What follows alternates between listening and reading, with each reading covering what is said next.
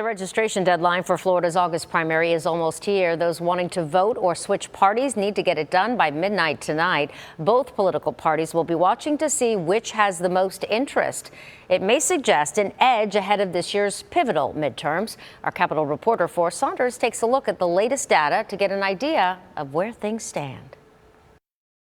With control of Congress and the governor's office at stake in this year's midterms, efforts to drum up voter interest have been big. Republicans and Democrats working very hard to offset traditionally low voter turnout, and this year's primary could indicate who's winning that battle.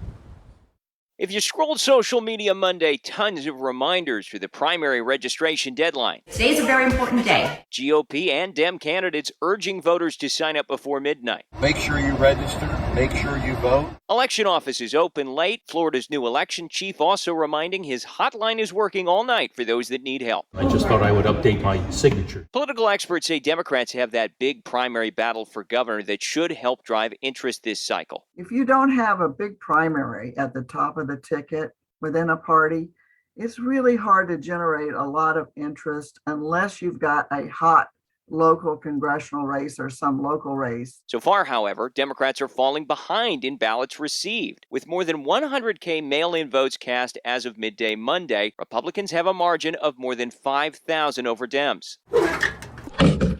The GOP also still growing its lead in registrations. June 30th numbers show the Dem deficit now more than 200,000 voters. It was around 43,000 at the start of the year. Dr. Susan McManus says Republicans are likely banking off a president with poor approval and a souring economy. So you have both of those conditions of what Republicans are viewing as a perfect formula for Republican gains in 2022. There is still time for the numbers to change, and Democrats are trying hard to make that happen. Several grassroots efforts are underway to engage minorities, Black voters in particular. Black voters have been key to elections and upholding democracy, and we cannot afford to miss the opportunity for all voices to be heard. Meanwhile, both parties trying to swing crucial independent voters their way with competing messages on abortion access, gun rights, and the economy, likely the biggest topics as the general election nears.